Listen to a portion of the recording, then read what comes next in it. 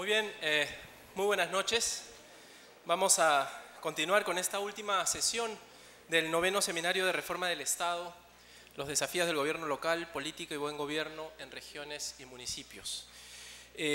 Tenemos la última conferencia y esta última ronda de comentarios y preguntas del público antes de pasar a la última parte, que es la clausura.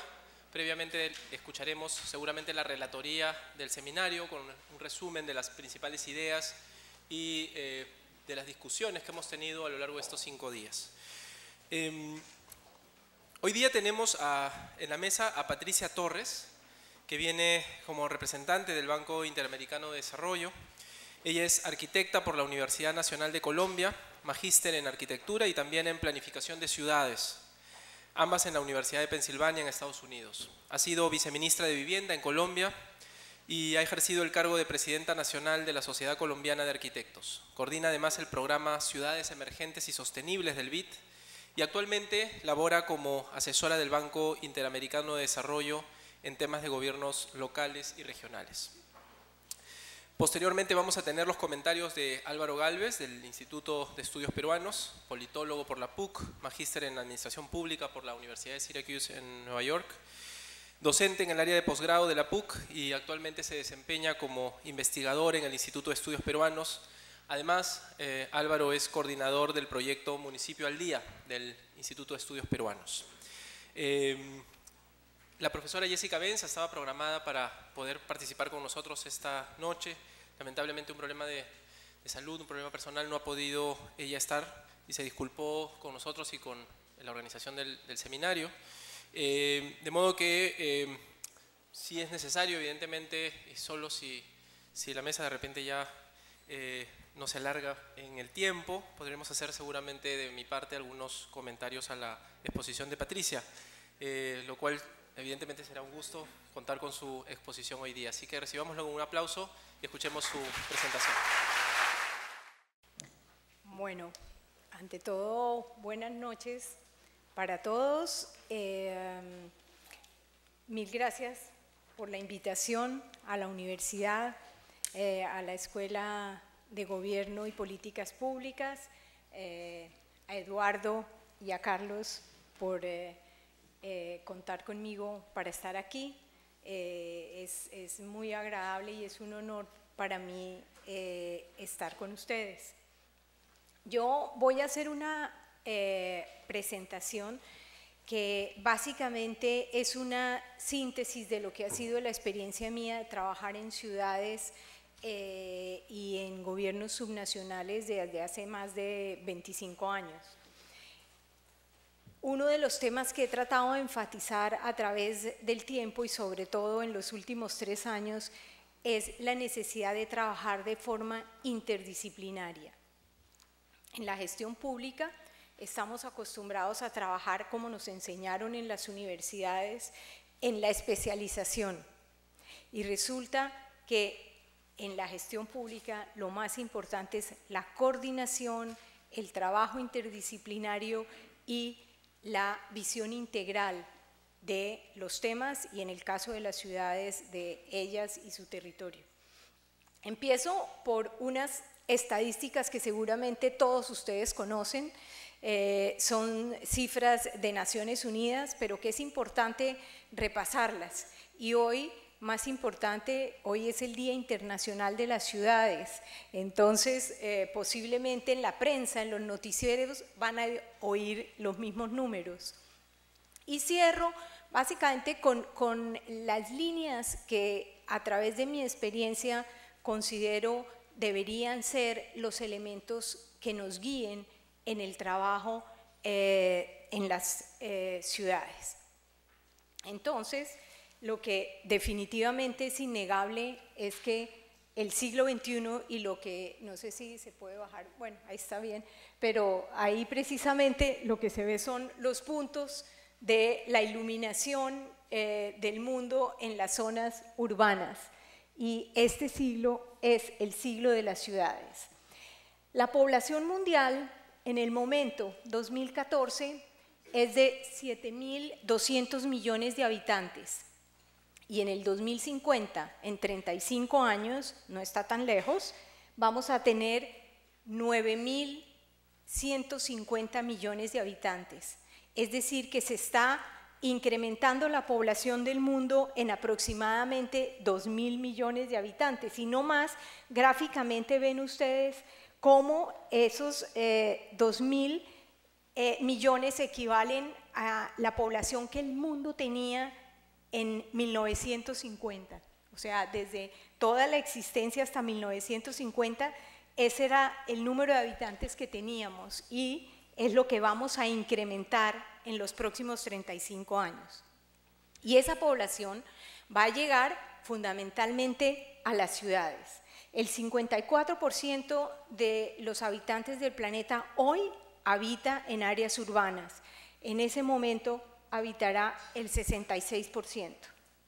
Y ese crecimiento va a estar, el 90% de esos 2.000 millones de personas nuevas van a llegar el 90% a los continentes de Asia y África.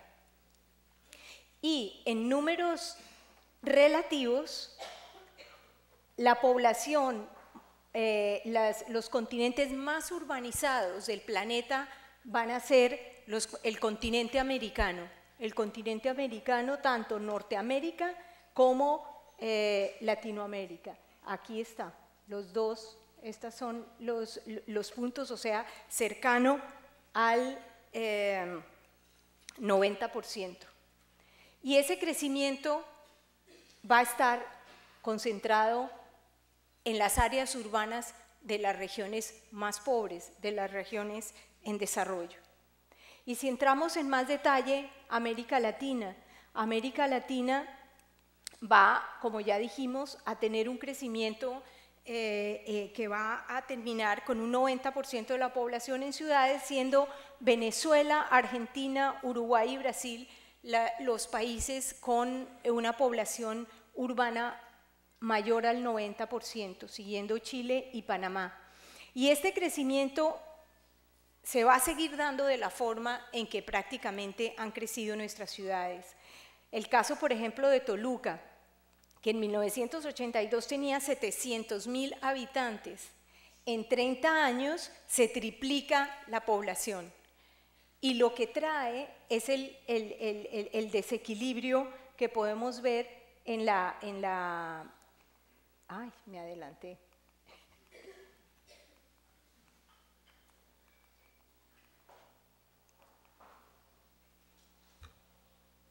Se está saltando.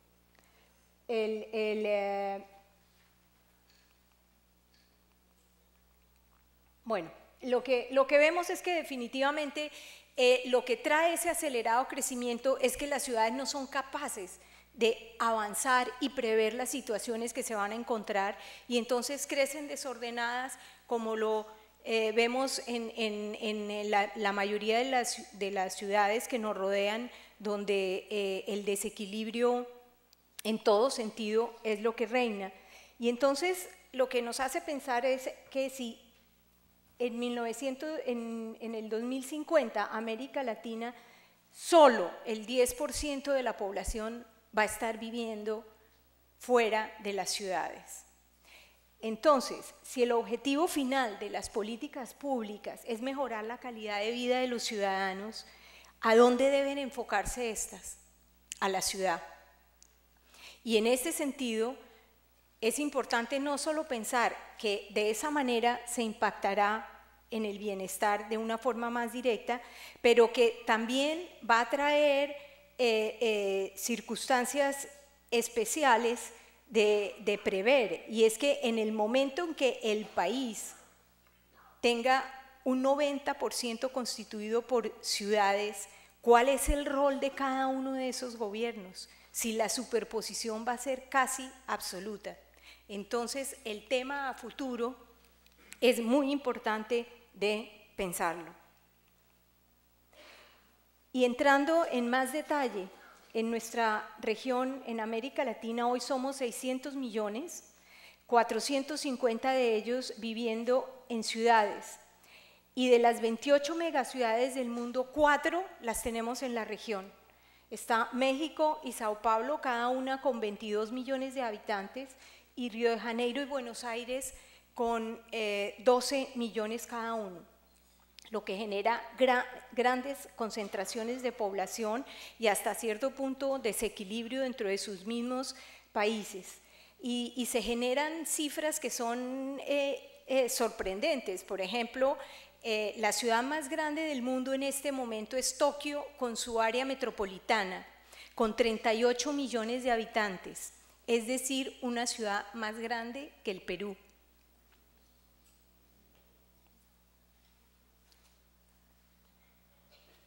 Y en los países andinos, para entrar con la lupa más cercana, tenemos aproximadamente 135 millones de habitantes, 100 de ellos viviendo en ciudades, el 76%. Tenemos 48 ciudades entre 2 millones y 300 mil habitantes y 6 aglomeraciones de más de 2 millones, dentro de las cuales está Lima, obviamente, Bogotá, Caracas, Medellín, Cali y Guayaquil. Y aquí lo que llama la atención es en la necesidad de centrarnos en esas ciudades intermedias, en estas ciudades que lo que hacen es en constituirse en lo que podría ser un filtro al crecimiento de esas grandes ciudades, garantizar calidad de vida buena en estas zonas. Lo que hace es que atrae población que no tenga que irse a las grandes ciudades. En el caso, por ejemplo, del Perú, que tenemos una ciudad de aproximadamente 9 millones de habitantes y caemos inmediatamente en una ciudad de aproximadamente 1 millón. La diferencia es gigante y hay un grupo de más o menos 10 ciudades que están en ese rango siguiente, que son las ciudades a las que se debería centrar la atención del apoyo nacional y de una visión de país para lograr un desarrollo territorial mucho más homogéneo. Y toda esta circunstancia de las ciudades del futuro y de la reunión de población en solo alguna parte limitada del territorio está llena de retos por resolver y de oportunidades por aprovechar. Los retos: el 32% de la población en América Latina vive en asentamientos informales. El 66% son pobres. El 57% son trabajadores informales. Además, somos ciudades generadoras del 25% de la emisión de gases de efecto invernadero. Si bien nuestras ciudades no son las altas emisoras, se considera que en conjunto las ciudades del mundo aportan entre el 60 y 70% de gases de efecto invernadero a la situación del cambio climático. Nosotros aportamos más o menos el 25% de eso. Sin embargo, es importante que nos demos cuenta que somos parte del problema y que podemos contribuir de alguna manera a mejorar la situación. Y el tema que ha sido objeto, por lo menos de las reuniones de ayer aquí, el tema de la debilidad de los gobiernos locales, de su incapacidad de gestión, de su carencia de capital humano, de líderes que entiendan los problemas y cómo solucionarlos. Pero ante ese escenario de retos pesimista, complicado, también tenemos un escenario realmente positivo. El 55% de la riqueza es generada en las ciudades en América Latina y la OECD acaba de sacar un estudio hace unos 2 meses en el que se ha estudiado la relación de riqueza de las regiones versus la densidad de población, es decir, las ciudades, y está comprobado que la riqueza que genera las ciudades genera regiones ricas. Entonces, lo que quiere decir es que son generadoras de posibilidades. Permiten aprovechar las economías de escala y las aglomeraciones, es decir, al tener la población cerca, grandes cantidades de población, es posible generar bienes y servicios de mejor calidad a más bajos precios. Además, con el crecimiento que van a tener, las inversiones del futuro se van a dar en estas ciudades. La infraestructura que ellas requieren va a tener que tener grandes inversiones, y estas inversiones pues también son una oportunidad porque se genera empleo, se genera alrededor actividad que van a generar también hasta cierto punto riqueza a los ciudadanos en general. Y toda una nueva situación que normalmente los planificadores no la teníamos en la cabeza. Posiblemente los nuevos planificadores, las nuevas generaciones ya lo van a tener incorporado. Y es que con la aparición del Internet, de las redes de comunicación satelital, las comunicaciones cambian y las relaciones con el espacio también. Pero lo que se ha visto es que esas redes unidas a la ciudad son el lugar natural para la creatividad, para la difusión y la adopción de buenas ideas. Y es un tema al que debemos estar pendiente y que debemos aprovechar. Y en esto, pues, les cuento una anécdota. La ciudad generadora de actividad, en este caso, se encuentran en París en el 2009, Travis Kalanick y Garrett Camp. Ellos son dos emprendedores jóvenes de Estados Unidos y de Canadá que se encuentran y dicen, vámonos a tomar un café, y se sientan a tomar un café, conversan un rato, salen para regresar a su hotel y no encuentran un taxi.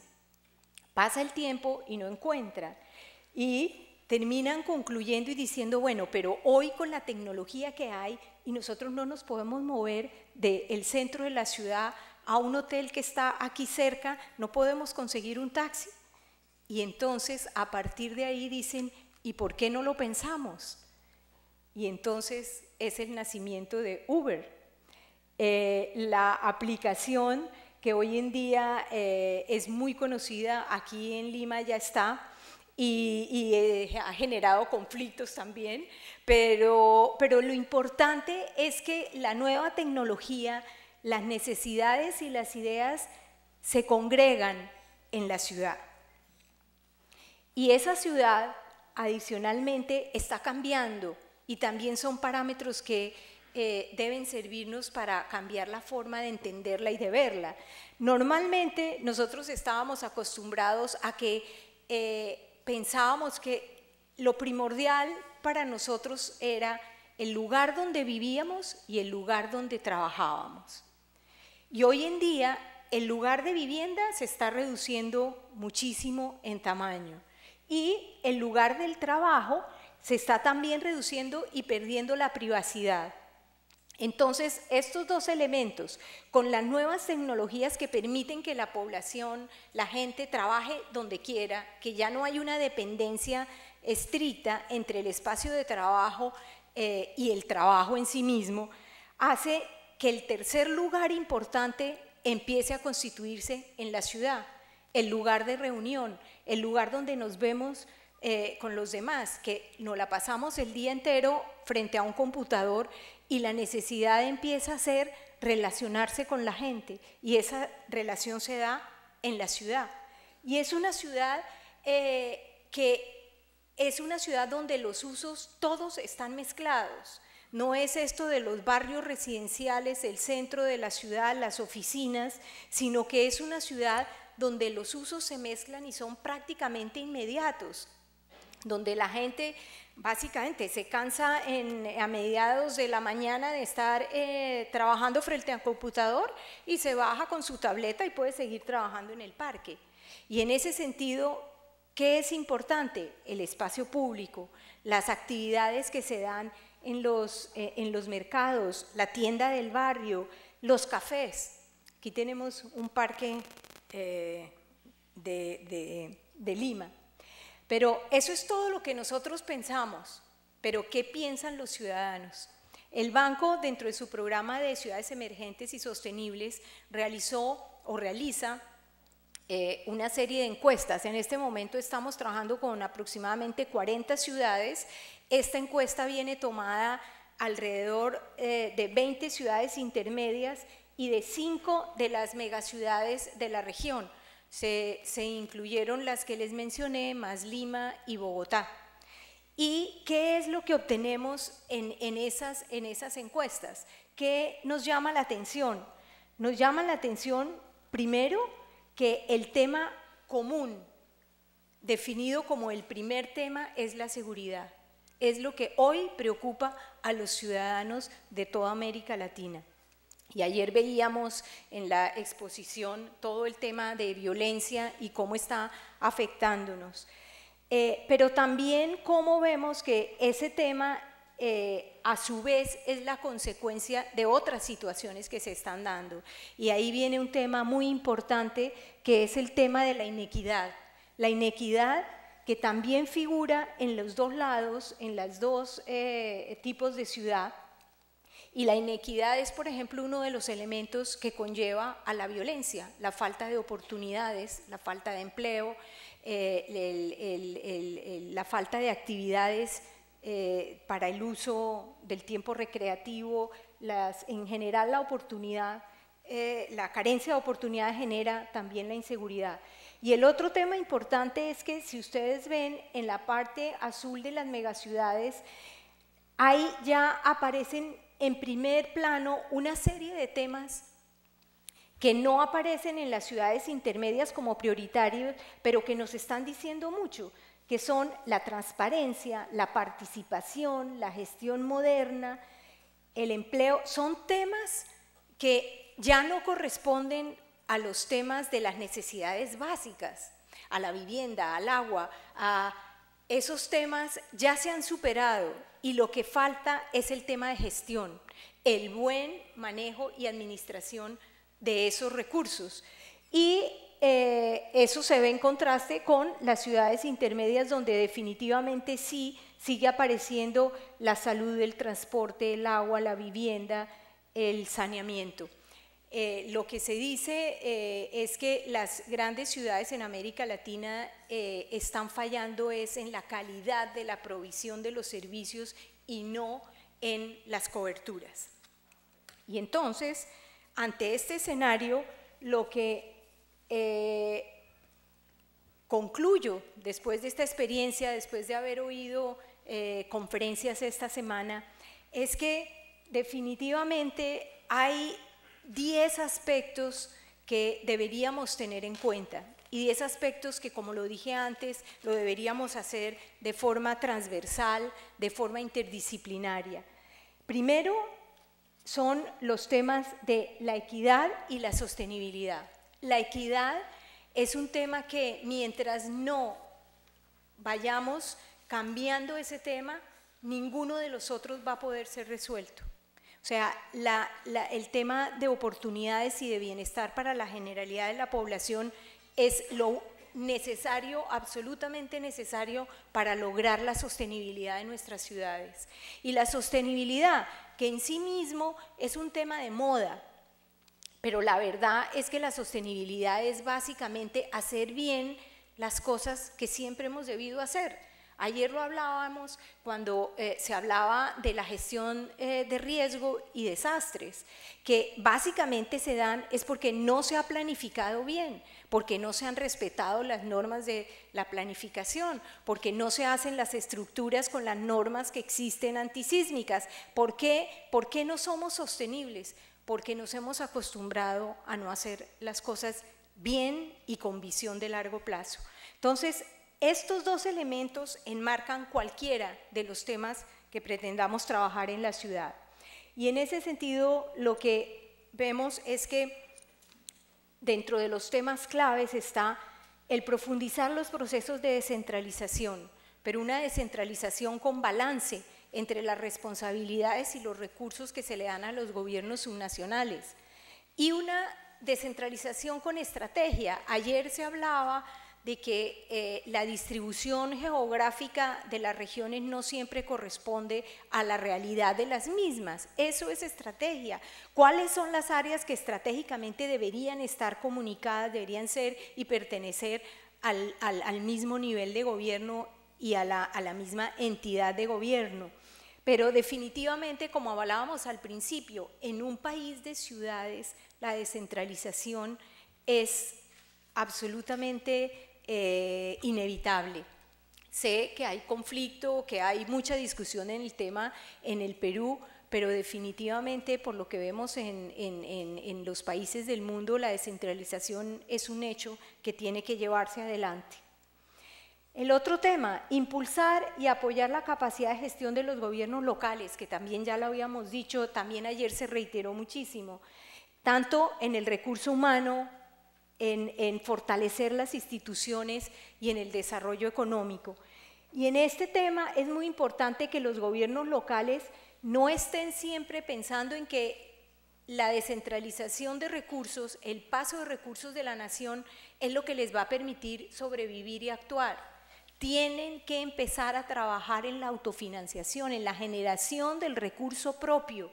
Y este tema es un tema muy débil en la mayoría de nuestras ciudades. El catastro, por ejemplo, y no estamos hablando de temas muy complicados. El catastro en Perú hubo una experiencia muy importante que es reconocida mundialmente con COFOPRI, pero que se dedicó mucho más a la titulación que al funcionamiento en sí mismo de los catastros. Hay atraso en ese tema. Sin buenos catastros no hay posibilidad de cobrar los impuestos prediales. Y la otra cosa es la voluntad de los líderes de cobrar esos catastros y de hacer la gestión. Se tiene el miedo de que se pierde la popularidad, el voto al final, y eso es una falacia. La gente paga los impuestos cuando ven que estos están bien utilizados. Y comentaba hace un rato que prueba de ello es, por ejemplo, en Bogotá, el alcalde Mocus decidió pedirle a la población que voluntariamente hicieran aportes de los impuestos prediales que tenían que pagar durante el periodo de su administración. Y lo que está comprobado es que el 10% de la población pagó voluntariamente recursos adicionales.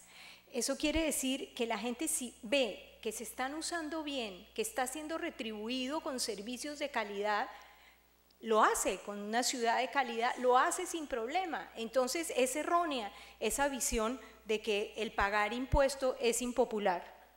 Y otro tema que es muy importante, y veíamos aquí que en el Perú hay una experiencia importante, y es el apoyo técnico a las municipalidades y a las regiones.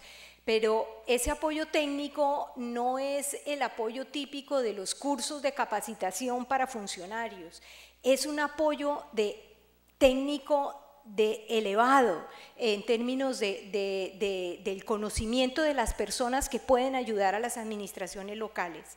En el proceso de ciudades emergentes y sostenibles lo que hacemos es que llegamos y visitamos a una ciudad aproximadamente 10 especialistas de los temas más importantes, pero especialistas con conocimiento profundo, que van y analizan la situación con el alcalde y lo apoyan. Por ejemplo, el caso de Trujillo, donde trabajamos inicialmente, uno de los grandes problemas que tienen ellos es la disposición final de residuos sólidos, y cuando vimos, había el conocimiento del problema y estaban empezando a buscar soluciones, y le preguntamos, bueno, ¿qué están haciendo? No, tenemos 3 empresas que ya nos tienen propuestas. ¿Quién está viendo esas propuestas? No, pues nosotros. Bueno, pero ¿quién con el conocimiento técnico que los apoya a ustedes para tomar la decisión correcta? Bueno, no lo tienen.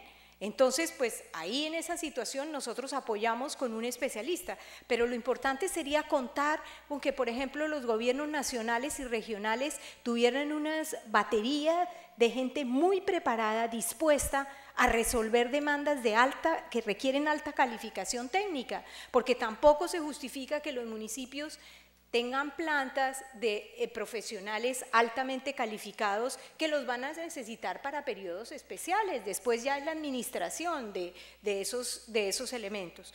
Entonces, en esa línea continuamos con un tema que es fundamental y que también lo vemos en cada una de las ciudades, promover la planificación territorial, también se mencionó mucho ayer, a nivel nacional, a nivel regional, a nivel de las ciudades, de los municipios, pero basada en una visión estratégica, compartida y de largo plazo. Es imposible hacer buenas inversiones cuando no sabemos para dónde vamos. Entonces se llega, y lo hemos vivido nosotros, llegamos a un municipio y le decimos, bueno, pero ¿cuál es el futuro que ustedes ambicionan? Pero el futuro posible. ¿Y cuál es el apoyo y quién ha participado en definir esa misión, esa visión? Si eso no existe, viene el administrador siguiente y lo cambia y dirige la brújula para otro lado. Tiene que haber pactos, tiene que haber consensos y planes de visión de largo plazo, pero consensuados. Y eso no es solo a nivel de los gobiernos locales, sino también a nivel de las regiones y a nivel de los países, porque los países, en la medida que se descentralizan, se pueden desarticular. Entonces esa articulación, esa visión de país también tiene que estar pensada y trabajada en su conjunto, y los partícipes en esa visión son los otros niveles de gobierno y sus ciudadanos. Eso no es fácil, pero es posible. Y tal vez yo diría que España es uno de los modelos en ese tema de los que pudiéramos aprender. El otro tema que ya lo he repetido muchas veces, trabajar de forma integral e interdisciplinaria, acabar con los hilos en los que trabajamos, en la ciudad, en el territorio, no hay división, unos temas van con otros, unos afectan a otros, y de forma sencilla se puede hacer esto, nadie está hablando de cosas complicadas. Cuando nosotros llegamos a una ciudad le decimos, alcalde, la primera reunión que tenemos que hacer es todo su gabinete presidido por usted contándonos a nosotros qué está haciendo cada uno y cuál es su principal problema. Y lo mejor de la reunión no es que salimos nosotros conociendo qué está pasando, sino que empiezan a conversar entre ellos. Esa es la conversación más rica, el saber que lo que yo hago le está afectando a otro sector y viceversa. Por ejemplo, un caso que lo tengo en la cabeza muy reciente, porque es la ciudad con la que estoy trabajando ahora, es en Venezuela, Cumaná. Uno de los principales problemas que tiene la ciudad son las motos. Y resulta que el tema de las motos no es solo un problema vial, de tráfico, sino de seguridad vial, que está generando alta accidentalidad en la ciudad. Y resulta que el hospital, el único que existe, está siendo ocupado fundamentalmente por la accidentalidad en motos, que generan una ocupación larga del tipo de operaciones que tienen que hacer y no permiten el reciclaje, el uso de las camas a un mayor ritmo. Eso no se habían sentado y no lo tenían tan claro, de que un tema como ese está totalmente relacionado y que mejorar una situación en las vías públicas iba a mejorar un problema de sanidad. Y así sucede con la mayoría de los problemas en la ciudad. Entonces, la importancia de trabajar, y no tiene ningún misterio. Alcaldes exitosos como el alcalde Peñalosa, por ejemplo, lo que él hacía era que cada 2 meses reunía a todo su gabinete, 2 días encerrados, no podían regresar a sus casas, y cada uno tenía que contar qué estaba haciendo, cómo lo estaba haciendo y qué necesitaba de los otros para poder cumplir con su función.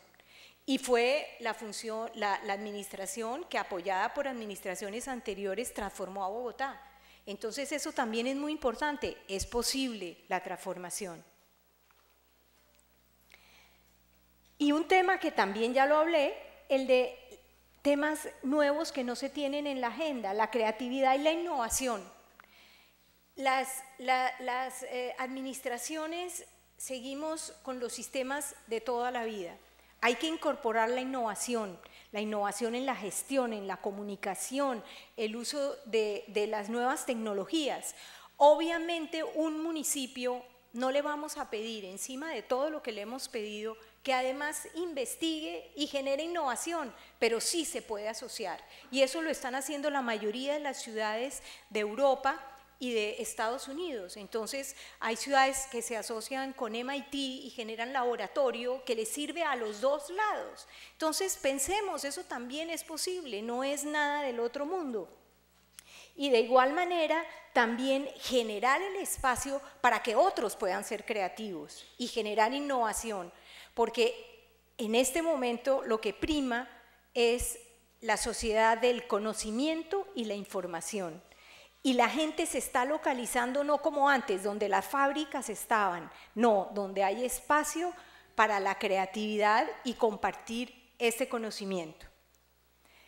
Y el otro tema, el cambio climático. No podemos hacer hoy en día gestión pública sin pensar en la variable del cambio climático.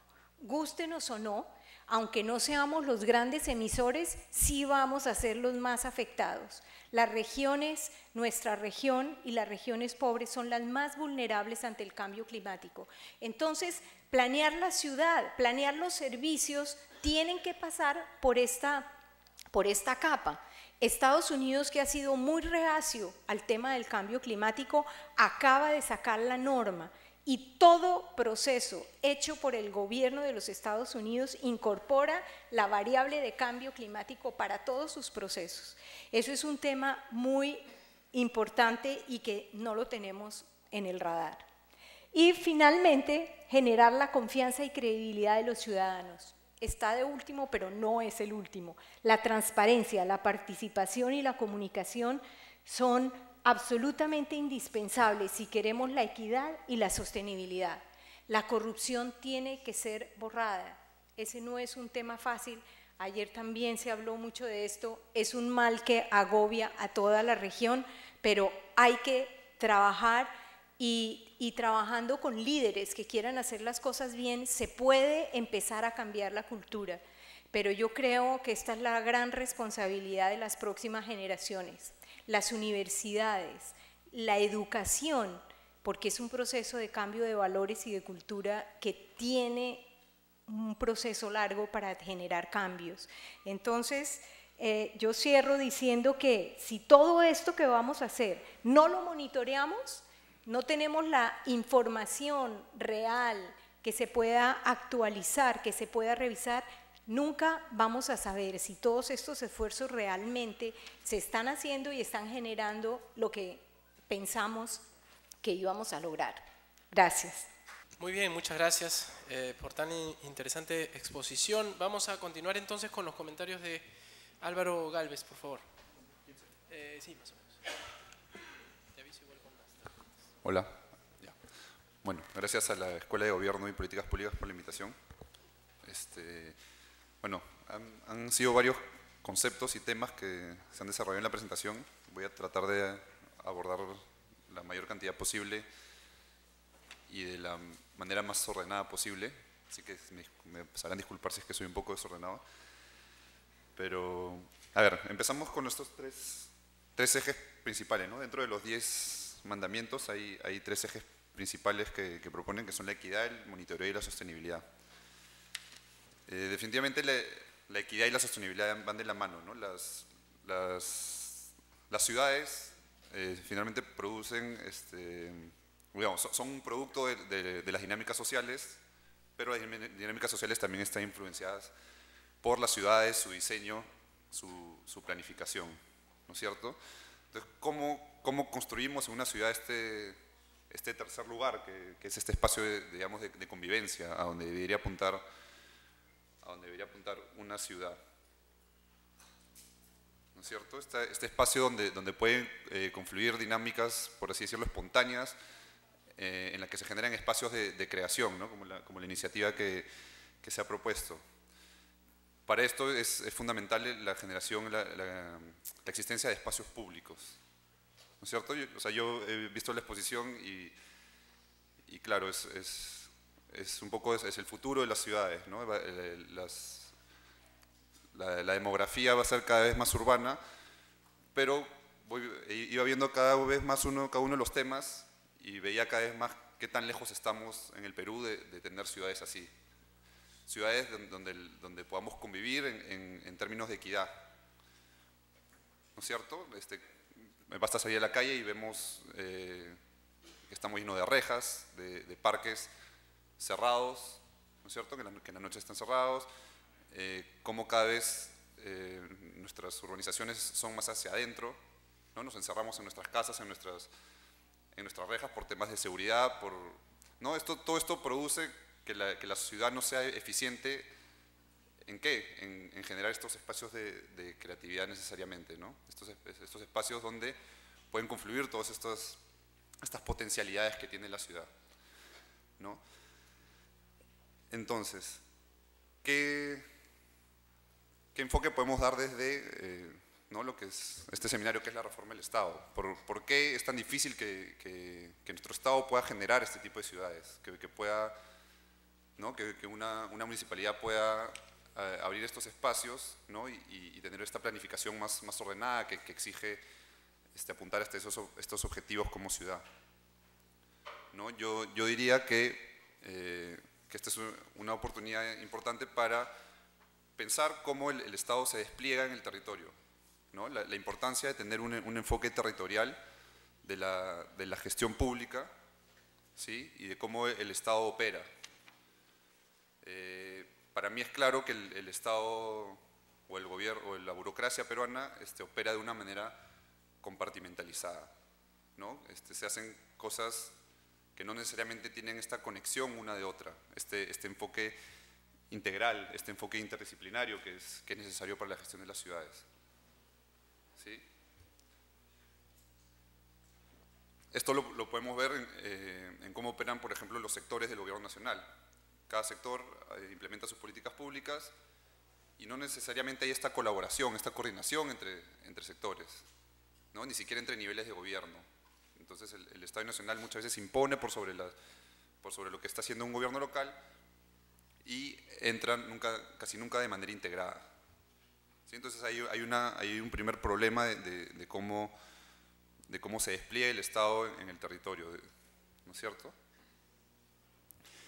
El segundo eje por el que yo diría que también se da esta fragmentación o compartimentalización de la gestión es un eje más horizontal, ¿no es cierto? Tomemos por ejemplo Lima, que es en una sola metrópoli, en un solo espacio urbano. Tenemos más de 40 distritos, ¿no es cierto? Tenemos la región autónoma del Callao.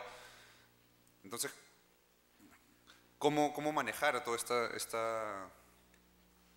estas dinámicas que deberían ser potenciadas a través del diseño de políticas planificadas, ¿no? con visiones a largo plazo, integradas, ¿sí? Esas son dificultades que muchas veces no tenemos en cuenta. La Municipalidad de Lima probablemente es una de las instituciones públicas más grandes que hay, ¿no? con mayores órganos dentro del aparato institucional, ¿sí? Pero igual la mayoría de sus funciones y competencias se replican a nivel de cada uno de los 40 y pico distritos que hay en Lima. Entonces, de nuevo, estas dificultades generan campo para que haya ciertas ineficiencias en la gestión de la ciudad. Pensemos, por ejemplo, en el transporte, ¿no es cierto? ¿Cómo se puede planificar una reforma del transporte cuando un distrito tiene la autoridad y potestad de poder decirte, no, yo no quiero que este transporte público pase por acá, ¿no? Entonces tú tienes que de nuevo empezar y reformular toda la dinámica del transporte en función a eso. Entonces, sí, en la medida en que se van perdiendo estas oportunidades de convivencia ¿no? y estas oportunidades que permite una ciudad, ¿sí? de encuentros, de dinámicas, Pero también podemos ver que hay espacios de conflicto, ¿cierto? Se producen dinámicas como esta, por ejemplo, del transporte, ¿no? Y estas dinámicas también dan cuenta de otra de las problemáticas que se ha mencionado antes, que es el de la equidad, ¿no? Definitivamente, si tenemos un territorio fragmentado, se van a producir desigualdades entre los distintos distritos. Entonces, por ejemplo, podemos tener distritos que recaudan más dinero y que son tal vez más eficientes para sus ciudadanos porque tienen una mayor concentración de riqueza dentro del territorio. ¿Sí? Entonces, podemos tener distritos con mayor capacidad de recaudación que pueden mejorar sus parques y jardines todos los meses, pero el distrito del costado no tienen agua, ¿no? Entonces hay una distribución desigual de la riqueza y de las oportunidades también. Entonces yo diría que en ese sentido hay esta vía en que los límites de la gestión, ¿no? De cómo opera el Estado, de cómo es el diseño institucional, ¿no? Y el diseño administrativo del territorio, también pues tienen este efecto que impide pues que estas dinámicas que potencialmente tiene una ciudad se desarrollen, ¿no es cierto? ¿Qué más? A ver.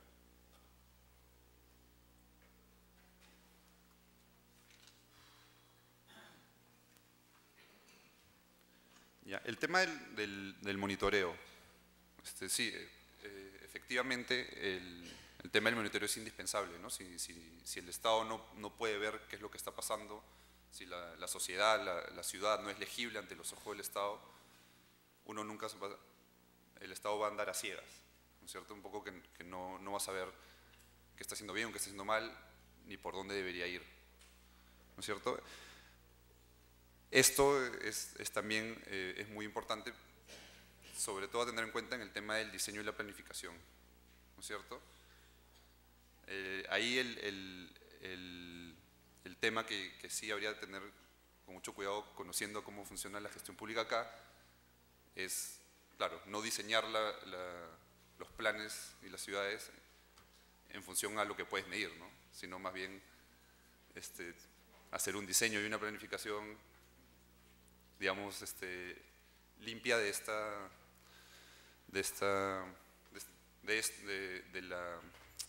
la necesidad de tener indicadores medibles, y luego, una vez que ya tienes la ciudad, más bien ya ver cómo medir, ¿no? Cómo monitorear, cómo observar lo que has estado o lo que has implementado.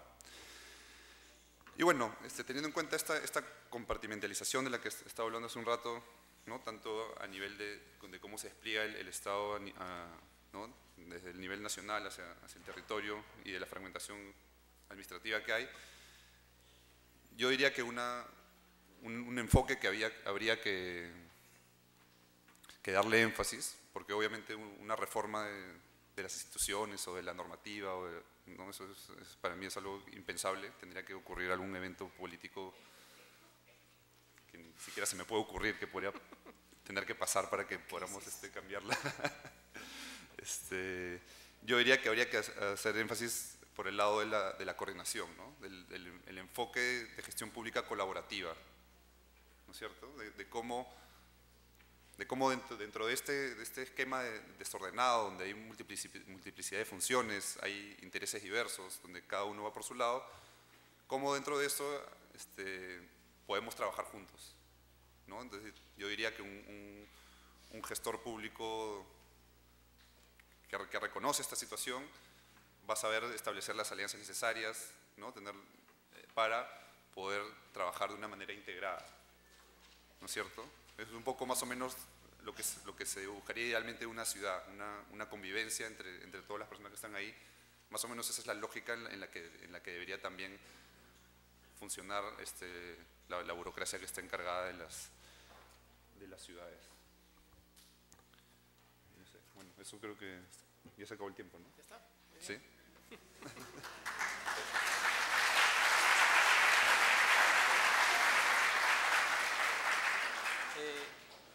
Muy bien, vamos.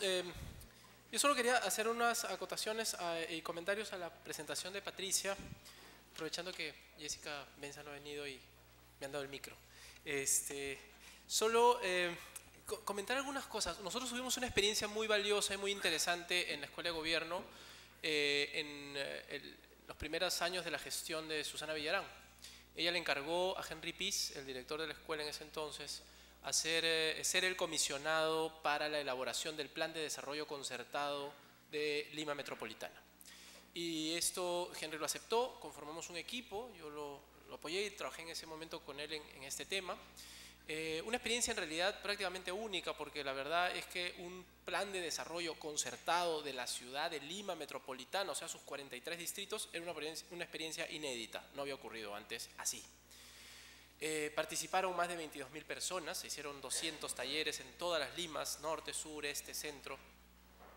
Se hicieron listas y mapeos de actores claves y representativos para poder intervenir en el proceso, pero sacamos algunas lecciones. Bueno, el plan, por cierto, se aprobó, o sea, se hizo, se elaboró, se le entregó a la alcaldesa de Lima y lo presentamos ante la Asamblea Metropolitana, que es donde están los 43 alcaldes de la ciudad, incluida la alcaldesa de Lima Metropolitana. Están además representantes de la sociedad civil y ellos aprobaron efectivamente el plan, que pasó luego al Consejo Metropolitano, donde están la alcaldesa y sus regidores y los regidores de la oposición, y por unanimidad el plan fue aprobado también. Hoy día contamos en Lima con un plan de desarrollo concertado con estas 22.000 personas que participaron del proceso y que yo creo le dan una legitimidad muy especial a un documento como ese, que además felizmente, y eso es algo de lo cual debo reconocer, me da mucha alegría, además porque he participado en el proceso, de saber que es un instrumento que hoy día está sirviendo de marco para la toma de decisiones y para la elaboración del plan urbano, del plan metropolitano, del plan de transporte. Pero todo ese proceso nos dejó muchas enseñanzas, y viene muy al caso lo que mencionaba Patricia hace un momento sobre estos diferentes retos, digamos, que se plantean a las ciudades en América Latina y por supuesto en Lima y en las regiones en general, en las ciudades, en las diferentes regiones del país. Uno tiene que ver, creo, con el marco institucional, o sea, las ciudades, para que se produzca esta coordinación, para que se produzca esta relación, ¿no? Y Álvaro también nos mencionaba la importancia de esta relación y negociación política. En realidad el marco institucional o lo hace más fácil o lo hace muy difícil. Y cuando lo hace muy difícil normalmente no ocurre nada, ¿no? Imaginen ustedes 43 alcaldes distritales de una sola ciudad que tiene una alcaldesa metropolitana, que a su vez es gobierno regional y que además es alcaldesa del distrito de Cercado de Lima, tratando de ponerse de acuerdo, además en donde ninguno de ellos es del mismo partido que la alcaldesa, con lo cual hay que negociar. Entonces la negociación tuvo que hacerse uno por uno con los 43 alcaldes. Y el profesor Piz, y a veces acompañado de nosotros, cuando era posible, íbamos uno por uno con todos los alcaldes a reunirnos para poder pensar en cuáles eran las grandes necesidades del proceso del desarrollo de la ciudad de Lima, para que sea efectivamente concertado y donde participen todas estas instituciones autónomas, gobiernos locales autónomos que forman parte de la ciudad. Porque si yo quiero hacer el metropolitano y quiero ampliar las redes o quiero hacer el COSAC, ese proyecto de transporte, tengo que cruzar los distritos. Y como habrán visto en el metropolitano, Barranco se levantó y se paró y se opuso a que el metropolitano avance. Entonces, claro, el proceso es altamente político y el marco institucional como lo tenemos en Lima es y hace de la ciudad una ciudad muy difícil de gobernar. Y evidentemente en ese marco lograr consensos y lograr acuerdos es mucho más complicado todavía. Entonces pienso que un elemento, y lo rescato además de la presentación de Patricia Torres, porque es un tema sobre el que no discutimos más. Pueblo Libre, San Miguel, Jesús María, Magdalena, 4 distritos formaban antes la llamada Magdalena Vieja, ¿no? Parte de Jesús María, parte de Magdalena, Pueblo Libre en general, todo Pueblo Libre. Bueno, hoy día son 4 o 5 distritos distintos, con un gobierno local distinto. Solo en Pueblo Libre, según muestran los datos, mi distrito además, trabajan cerca de 600 personas, la misma cantidad que trabajaban en la Defensoría del Pueblo a nivel nacional, con 43 oficinas en todo el país, para 4 kilómetros cuadrados. O sea, hacer esos cálculos nos llevan a que el marco institucional efectivamente es crítico. Ya ni pensemos qué está ocurriendo en los otros distritos, ¿no? Y 4 distritos muy cercanos, de pocos kilómetros cuadrados, que tienen que compartir además los servicios de recojo de basura, los servicios de parques y jardines, y que a veces son varias empresas distintas, separadas, que no necesariamente comparten los servicios y que por lo tanto no han generado mancomunidad, que hoy día la ley permite generar estos acuerdos para prestar servicios comunes. Bueno, hasta hace muy poco, en realidad, hasta antes de la elección anterior, los serenos no podían cruzar la avenida de la Marina, y cuando cruzaban un poco más, el ladrón corría y saludaba y el sereno no podía cruzar porque no había serenazgo sin fronteras, ¿no es cierto? Entonces la policía municipal, el serenazgo, no cruzaba y entonces no había forma de cruzar porque el otro era otra jurisdicción y el sereno se quedaba en un solo lado. Entonces, claro, ese tipo de prácticas que todavía siguen ocurriendo, porque el serenazgo no está sin fronteras en todos lados, es parte de un diseño institucional que no discutimos en el Perú. El plan de desarrollo contiene un anexo especialmente que nosotros preparamos con consultores, especialmente profesores y académicos expertos en temas de ciudad, para rediseñar y pensar si tenemos que seguir manteniendo en una ciudad como la nuestra 43 alcaldes, ¿no? Nueva York tiene 1, ¿no? Y es Nueva York, ¿no? Y tiene, claro, sus gerentes, digamos, descentralizados, ¿no? Claro, es muy diferente, ¿no? Y no es un problema de reelección, el alcalde de Montreal se reeligió varias veces, ¿no? Y no fue un hombre corrupto, y cuando salió lo llevaban en brazos y se declaró duelo nacional, ¿no? Es un problema en realidad de gestión, pero de institucionalidad también, y el marco institucional de nuestra ciudad es un marco que hace muy difícil la gestión, sea quien asuma el cargo de gobernarla. En segundo lugar, creo que es bien importante el tema de la capacidad. Claro, capacidad para poder hacer, para poder negociar políticamente, para poder tomar decisiones, buenas decisiones, para poder coordinar con otros, ¿no? Y esta capacidad obviamente no es posible desarrollarla sin, por lo menos, tener una capacidad de innovación y de capacidad técnica mínima en la gestión de la ciudad. O sea, si el alcalde no sabe gobernar la ciudad porque lo único que ha administrado es su salario, digamos que es bien difícil que vaya a administrar una ciudad o un distrito con 1 millón de personas, como ocurre en algunos distritos grandes de nuestra ciudad, ¿no? Y por otro lado, ¿cómo gobiernas si no tienes data, si no tienes información? Yo trabajé en la Defensoría del Pueblo varios años y fui defensor en servicios públicos y medio ambiente. Alguna vez me decidí a hacer un informe sobre el transporte interprovincial de pasajeros, crisis. Nadie sabía cuántos eran los que se morían realmente en el Perú por transporte interprovincial. Y en las ciudades, cuando hicimos el de ciudad, hicimos uno sobre transporte urbano, que salió con María Jara, que hoy día es la gerenta de transporte, entre otros miembros del equipo.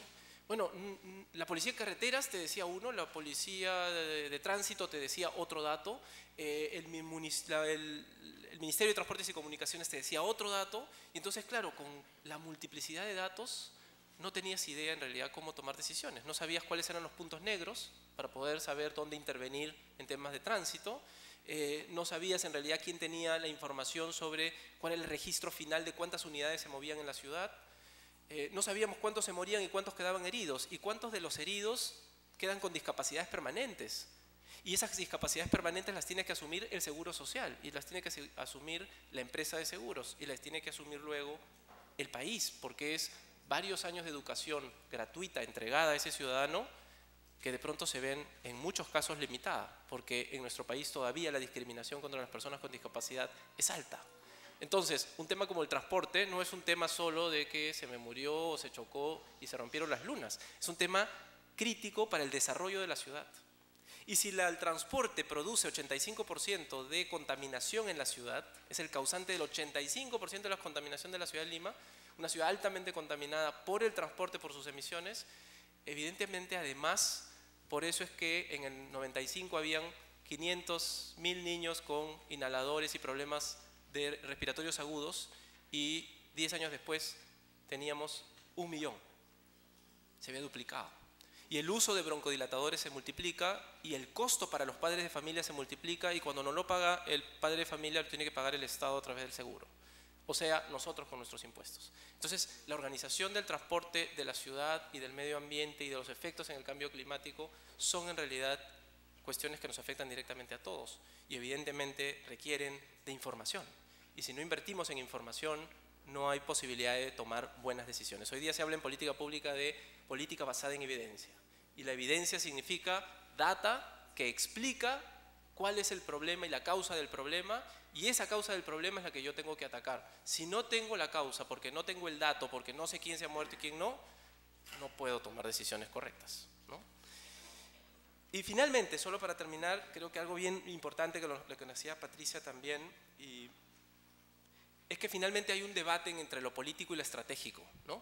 O sea, digamos, tenemos una decisión que tomar. Tenemos que ser estratégicos. El problema es, ¿somos estratégicos para quién cuando tomamos la decisión, ¿no? ¿O para qué? Porque somos estratégicos y claro, somos muy estratégicos y entonces empezamos a construir edificios, porque eso resuelve el problema de la vivienda. Y además le ponemos en el primer piso ponemos los garajes, los estacionamientos, ¿no? Pero claro, tenemos impactos críticos que no resolvemos rápidamente. Me decía un urbanista, cuando quitamos cuando le otorgamos el primer piso de los edificios a los garajes, a los estacionamientos, quitamos la posibilidad de que hayan tiendas. Si no hay tiendas, la calle queda absolutamente desabastecida porque ya no hay tránsito, no hay espacio público, no hay consumo. Si no hay tránsito, no hay consumo, cuando yo llego a las 10 de la noche, cuando mi hermana llega a las 10 de la noche, la asaltan. Entonces la inseguridad a veces se ve reforzada por formas de construcción de la ciudad que finalmente están pensadas para resolver el problema de quien tiene auto, de quien va a vivir en el departamento, pero que muchas veces tiene impactos negativos que hoy día no estamos midiendo y que el boom inmobiliario nos está haciendo pensar que somos muy estratégicos porque estamos promoviendo muy bien la construcción en la ciudad. Y las consecuencias son críticas, porque luego la inseguridad viene. Y si no hay, porque en muchos casos no hay garaje en el primer piso, ni en el segundo, ni en el sótano, entonces ocupamos la calle. Y entonces recortamos la vereda y hoy día la persona con discapacidad ya no puede pasar por la vereda porque la vereda es muy angosta. El niño ya no puede cruzar de un lado al otro porque en realidad la calle está llena de automóviles. Entonces, ¿estratégico para quién? Y eso me lleva a lo último, y con esto termino, que es muy valioso también de lo que nos dice Patricia Torres. Creo que uno de los temas claves es que no nos ponemos a pensar qué visión o modelo de desarrollo y visión de ciudad queremos. Y para quién estamos tomando decisiones estratégicas desde lo político.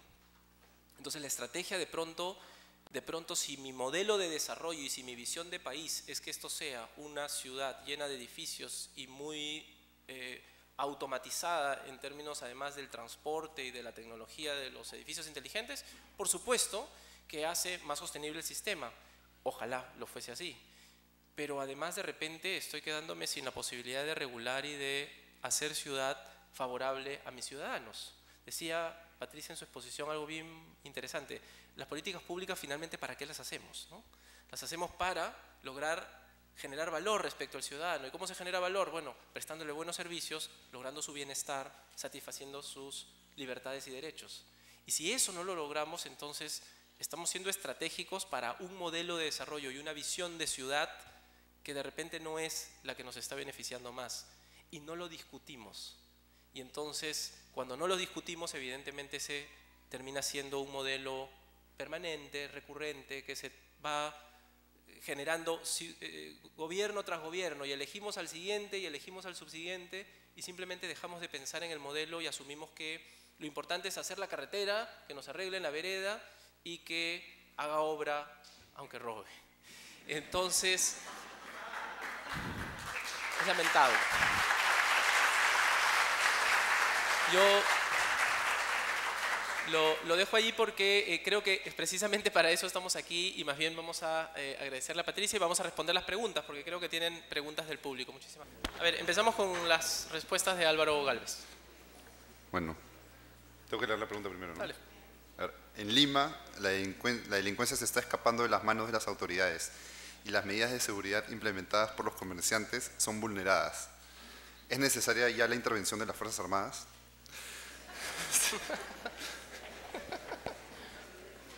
Justo ahora estamos hablando de un caso que acaba de ocurrir en Cajamarca, no sé si alguien vio, de que estaban desalojando a una persona en su casa.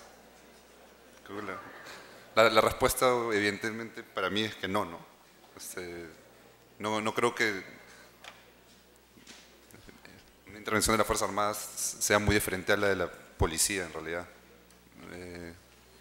Los enfoques de seguridad van por otro lado. Si lo volcamos a lo que hemos visto en la exposición de hoy, más bien el tema de la seguridad debería enfrentarse por el lado de crear este tercer lugar, ¿no? Este lugar donde,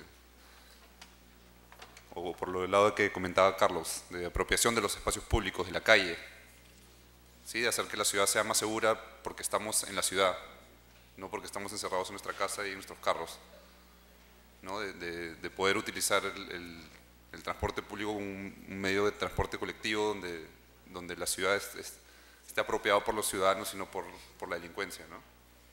Yo diría que ese sería más bien el enfoque hacia donde debería ir el tema de la seguridad. Sí, mi respuesta sería categóricamente que no debería haber una intervención de las Fuerzas Armadas. Esa es la única pregunta que tenían para mí.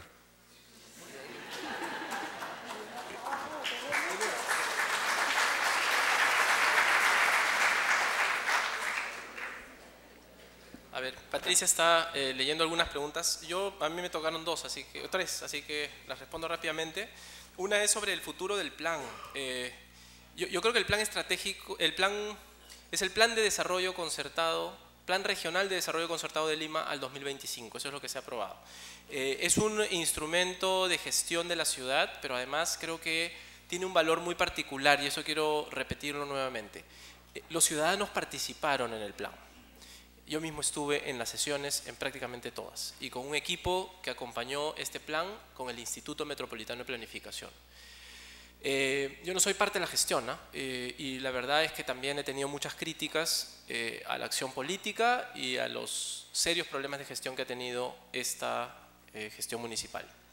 Pero creo que más allá de las particularidades que puede tener una gestión u otra, la ciudad, ¿no? Y los ciudadanos y ciudadanas que vivimos en ella merecemos mucho respeto y los ciudadanos y ciudadanas que participaron durante horas en estos talleres, incluyendo niños, niñas y adolescentes, porque se hizo por primera vez en la ciudad de Lima talleres con niños, niñas y adolescentes para saber cuál era su visión de Lima, qué Lima querían, para saber cuáles eran los grandes problemas de la ciudad.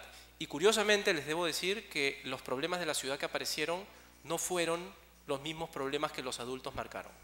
Por ejemplo, la violencia escolar y la violencia familiar aparecieron como un elemento clave. Y eso no aparecía. Los padres de familia decían en las reuniones de problemas, decían que los problemas eran el transporte, los robos, ¿no? Los asaltos en las casas, en las calles y a las casas. Pero la violencia familiar y la violencia escolar, el bullying que le llamamos ahora, fueron elementos claves que salieron en casi todas las mesas de niños, niñas y adolescentes. Fueron parte del plan. Y esto se negoció con las diversas tiendas políticas, porque se conversó con los alcaldes que provenían de los diferentes grupos políticos en ese momento. Se hizo incluso una reunión con los congresistas por Lima, porque Lima, por si no lo sabemos, tiene congresistas en el Congreso y esos congresistas deberían, así como el de Arequipa reclama por Arequipa, deberían reclamar por Lima. Bueno, pues los juntamos y los convocamos por primera vez, se reunieron, por primera vez se enteraban de que el presupuesto de Lima per cápita es mucho menor que el que reciben otras regiones. Siempre se dice que Lima concentra el presupuesto nacional. Bueno, no es cierto. Lima concentra el presupuesto nacional porque allí le ponen el presupuesto del Congreso de la República, del Ministerio del Interior y de todos los ministerios que son nacionales, no son de la ciudad de Lima solamente. Pero como el presupuesto está concentrado en la ciudad, entonces si le sacamos todo eso, y ese trabajo lo hicimos con el profesor Javier Abugataz, que trabajó en el Ministerio de Economía y Finanzas, y desintegró el presupuesto línea por línea, y retiró todo lo que era nacional, y se quedó solo con lo que era servicios para los ciudadanos de Lima metropolitana. Y cuando sacó ese cálculo se dio cuenta de que en realidad el valor per cápita, o sea, por ciudadano de gasto en la ciudad de Lima, era mucho menor que el que había en todas las otras regiones del país. O sea, no es cierto que el ciudadano de Lima reciba mucho más presupuesto que otros miembros de otras regiones. Bueno, todo esto se discutió. Entonces, hay un nivel de acuerdo político que creo que es valioso y que me parece debería ser la justificación central, y sobre todo porque es un instrumento que perfectible, porque no es perfecto, se hizo en un año y la verdad es que costó trabajo, pero creo que puede ser una herramienta valiosa para el futuro de la ciudad y por lo tanto debería haber algún respeto por esta participación ciudadana de tantos vecinos y vecinas de la ciudad. Segundo, solamente decir que hay una pregunta sobre el tema de las capacidades del gobierno local, si finalmente el SNIP o el consenso o los sistemas administrativos son realmente las barreras burocráticas. Fíjense, la Municipalidad de Lima Metropolitana es una corporación muy grande. El plan de desarrollo sirvió, entre otras cosas, para sentarlos y ponerlos juntos a trabajar por primera vez. A veces por primera vez se juntaba participación vecinal con transporte y con medio ambiente, y educación con desarrollo social y con la de salud. Es prácticamente tener un país gobernado por una corporación que es un gobierno muy grande. Si a eso uno le suma los gobiernos distritales que mencionaba hace un momento, el asunto se vuelve mucho más complejo. Entonces sí creo que los sistemas administrativos son útiles, pero no son la única dificultad de la gestión de los gobiernos locales. Creo que el marco institucional, repito, hay que discutirlo, y entonces eso quizás sea motivo para un nuevo seminario que debamos organizar y discutir en algún momento cómo está organizada Lima y cómo debería estar organizada Lima, y entonces implicará seguramente una cesión de la cuota de poder de lo que hoy día son los alcaldes para poder construir una ciudad que nos albergue mejor a todos, ¿no? Pero ese es un acuerdo político al que habrá que convocar como ciudadanos, y como academia seguramente lo haremos. Patricia, por favor. Bueno, tengo una cantidad de preguntas. Esta que la resumo, dos las tomo en uno solo, además que es un tema muy importante, y es la inquietud que queda, bueno, y lo rural, y yo no hablé del tema primero porque nos estamos centrando en las ciudades, pero prácticamente lo mismo que hemos dicho se aplica para las áreas rurales. Igual tiene que haber un proyecto para estas zonas. El Perú ha evolucionado en sus políticas hacia el sector agrícola, al sector rural, bastante comparado con el resto de países de la región, y lo tiene que seguir haciendo. Cuando hablamos de porcentajes, cuando decimos un 10% nos imaginamos, no, 10 personas, no, en la futura población de Perú estaríamos hablando posiblemente de alrededor de 5 millones de personas. O sea, no es para nada despreciable o de que se deje a un lado. Un tema que sí es importante es que el hecho, no podemos seguir hablando de lo rural y lo urbano, es el territorio, y esas barreras que generamos prácticamente no deberían existir.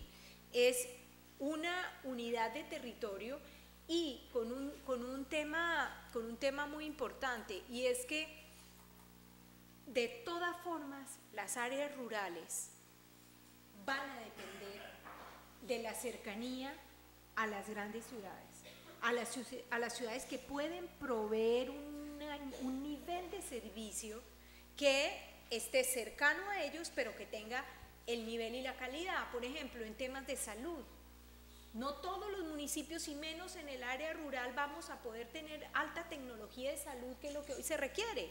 Entonces, ¿qué pasa?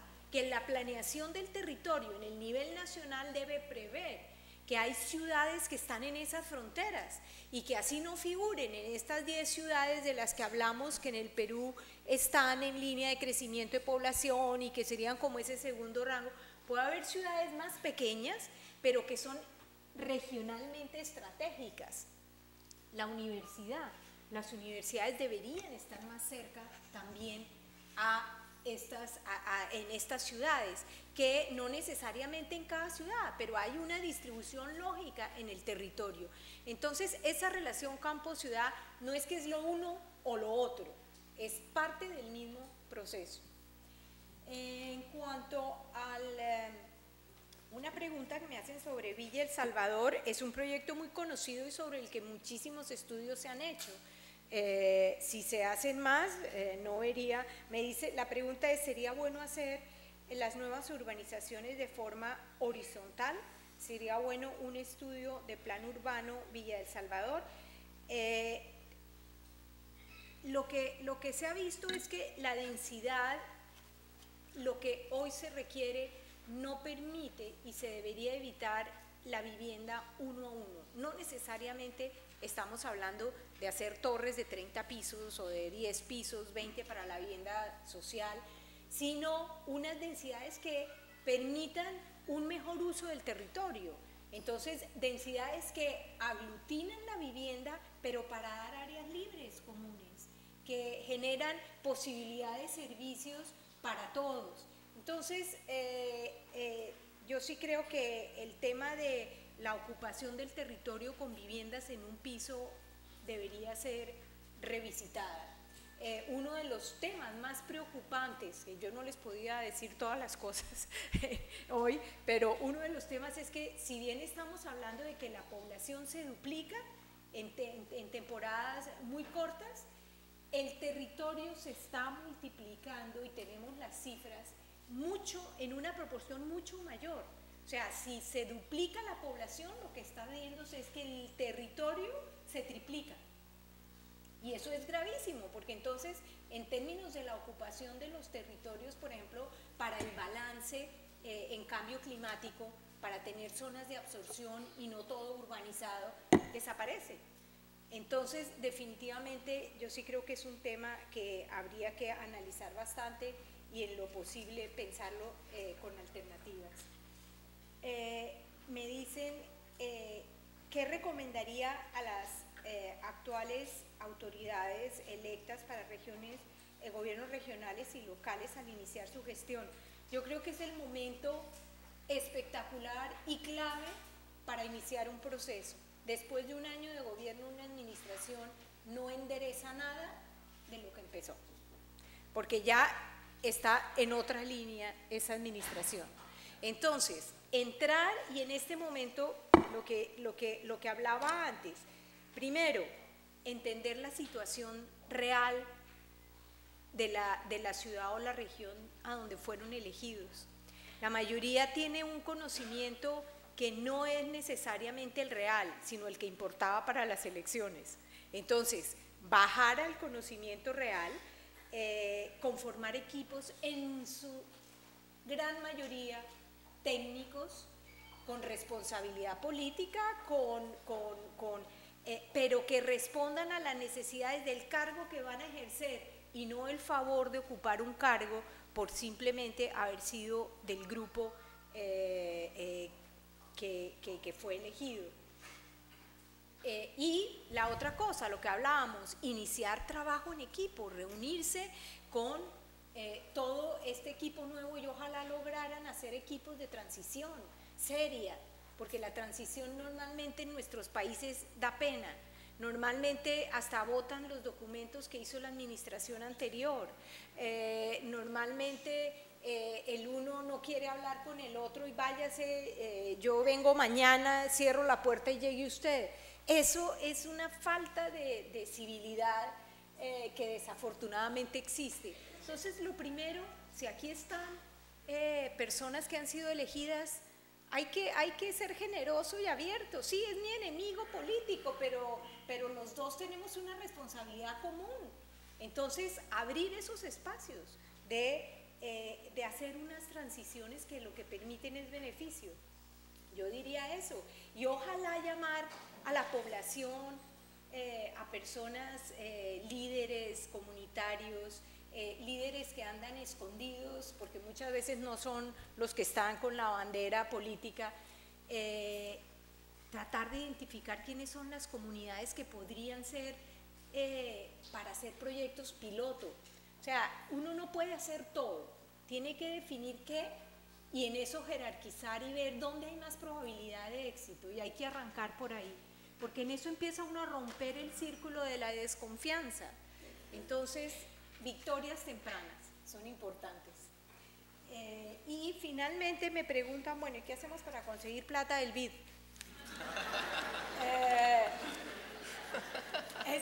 Ahí es muy importante entender, el Banco Interamericano es una cooperativa de los países.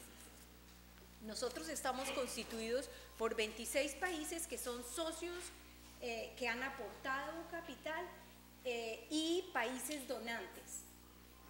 Quien tiene la relación directa con el banco son los gobiernos nacionales. el MEF. Entonces tienen que conversar con el MEF. Nosotros en general no hacemos comunicación directa. Hay algunos programas para ONGs, para emprendimientos con sector privado, son muy específicos, se pueden comunicar con la representación nuestra en Lima, pero lo más importante es trabajar con las autoridades nacionales. Sé que están pensando, preparando una operación para gobiernos subnacionales, para proyectos de inversión, entonces ahí hay una ventana de oportunidad.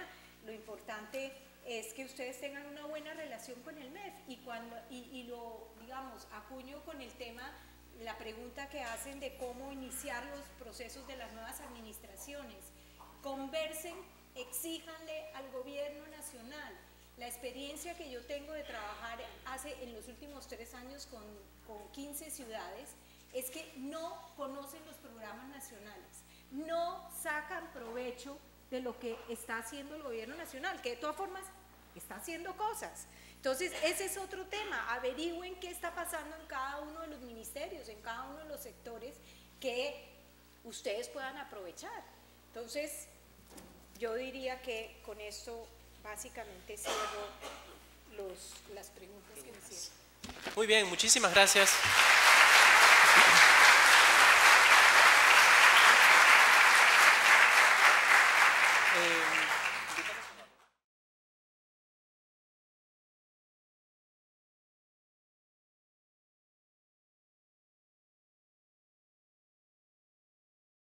El profesor Eduardo Darllán va a leer la relatoría que tiene las principales ideas y conclusiones del debate de estos 5 días del 9º Seminario de Reforma del Estado.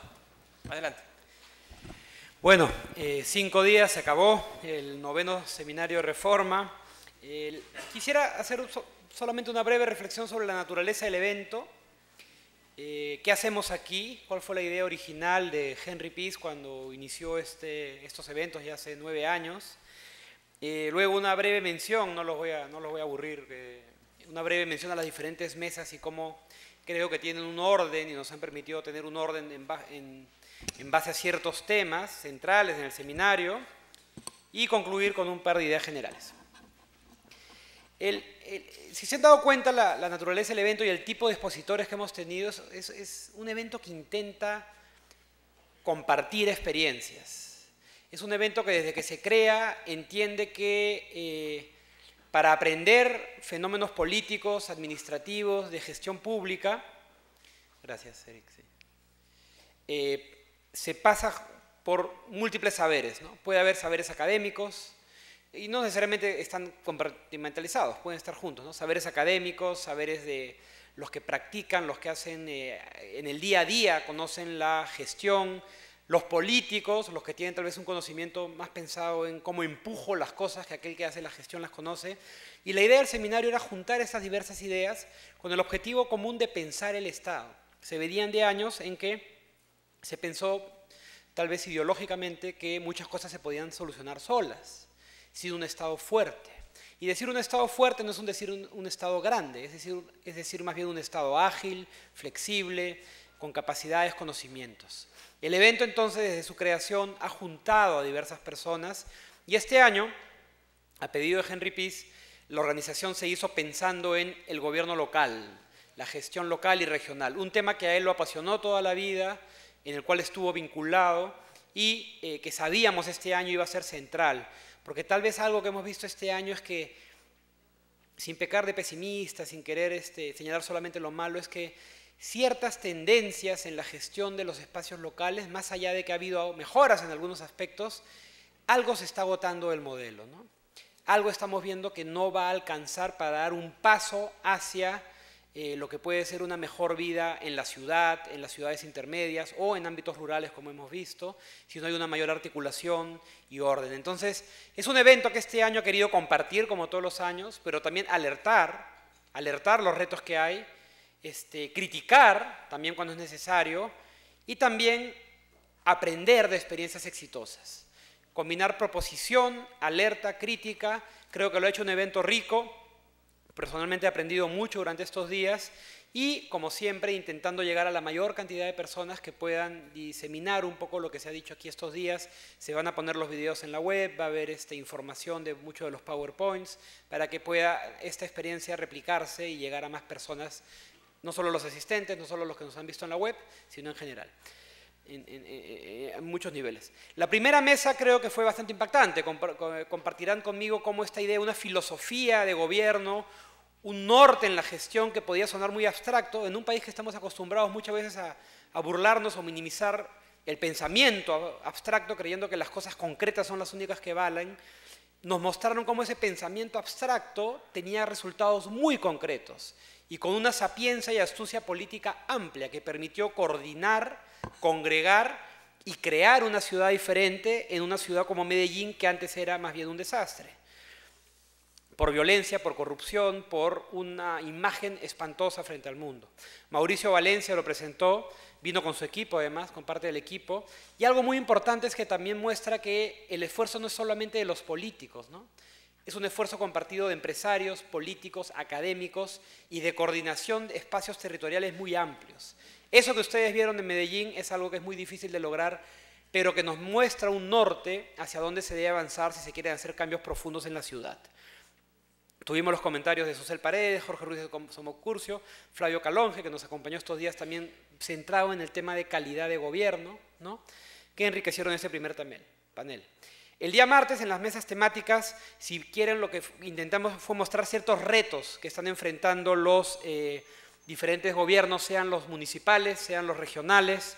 Un primer gran tema que sale en todas las encuestas, tal vez crítico, es el de la seguridad ciudadana, que quede la idea que no estamos en los niveles de otros países, pero sí tenemos un problema extra porque nuestro Estado probablemente sea más débil que el de otros países y además tenemos graves problemas de coordinación para enfrentar el fenómeno, ¿no? La seguridad ciudadana está en la agenda en este momento. Si no es un tema que se controla, al que se responde, puede llevar a fenómenos políticos bastante feos, porque sabemos que generalmente se puede ganar el corazón de la gente y los votos con discursos que buscan controlar ese tipo de temas y que muchas veces ocultan problemas mucho más serios. Una política seria de seguridad no siempre es la más efectista, sino precisamente es muchas veces aquella que puede sincerar y atacar de raíz problemas mucho más complejos, que integran muchas otras dimensiones. Tuvimos una maravillosa presentación sobre gestión de residuos sólidos, también señalando cómo podríamos avanzar hacia diferentes una solución a un problema que está presente en todo el territorio, con una experiencia exitosa, y también dar la atención a la gestión del agua, tal vez uno de los temas más serios que se vienen por el tema de cambio climático, por el uso del agua en nuestra sociedad. Probablemente en los próximos años el tema del agua sea central. Esta universidad tiene una maestría dedicada al tema del agua, ¿no? En la segunda mesa temática de los gobiernos regionales vimos el tema del ordenamiento territorial, si se dan cuenta, presente en diversas conferencias. ¿Qué hacemos con el territorio? ¿Cómo articulamos los diferentes niveles para lidiar con el territorio y con las diferentes actividades que se desarrollan en él? Luego también un proyecto maravilloso de conservación de bosques comunitarios en el Perú, una idea muy interesante de apoyar en forma práctica y concreta cómo se pueden desarrollar estos bosques a nivel de comunidades campesinas, nativas, y cómo se puede apoyar además un desarrollo sostenible y sustentado en el respeto al bosque, ¿no? En la mesa temática del 3 del día miércoles 29 dimos un vuelco más hacia la política, la ciencia política, para hablar de políticas multiculturales, un tema central en el país al cual habrá que responder también en los próximos años. Otro tema central y que este seminario ha querido poner de relieve, que es el tema de género y mujer en la política, perdón, el primer tema de política multicultural a cargo de Stephanie Rousseau, directora de investigaciones de la escuela. El segundo a cargo de Diana Chávez, enfocado en lo lejos que estamos de tener un buen número de mujeres autoridades y cómo eso retrasa poner en agenda una serie de temas vinculados a la mujer en la esfera pública. Datos que no son irrelevantes, ¿no? Poquísima apertura a la mujer. En muchos países esa poca apertura se da porque tenemos partidos políticos conformados por viejos, machos, ¿no? Que no les gusta compartir poder. En el Perú no tenemos ese problema, los partidos son débiles, pero también tenemos mucha gente entrando en política con más recursos, probablemente muchos hombres que no permiten una competencia adecuada y que no incorporan a las mujeres en sus proyectos políticos, muy personalistas. Estamos viendo lo opuesto, ¿no? Partidos débiles, pero también límites brutales a la participación de la mujer en política. Nuestros niveles de autoridades electas son paupérrimos. Y es algo que queremos que de este seminario quede claro como una de las agendas principales hacia el futuro, ¿no?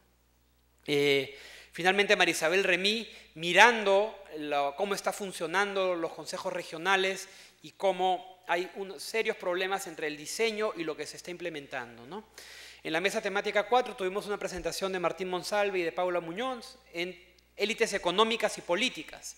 De nuevo, ver cómo la academia puede mostrar qué tipos de retos se enfrentan las regiones, qué tipos de posibilidades se abren y cómo, que fue creo lo más interesante de esas presentaciones, cómo la articulación de élites económicas y políticas permite el desarrollo de proyectos de mediano plazo.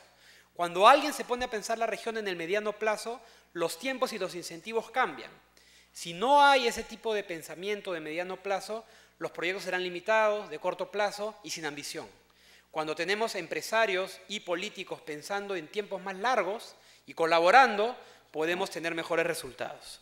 Francisco Durán miró un poco más de cerca lo que es el rol del empresariado en las regiones y cómo puede haber cambiado a través de los años y el tipo de retos que plantea y posibilidades también ese ingreso de nuevos actores a la política en el Perú.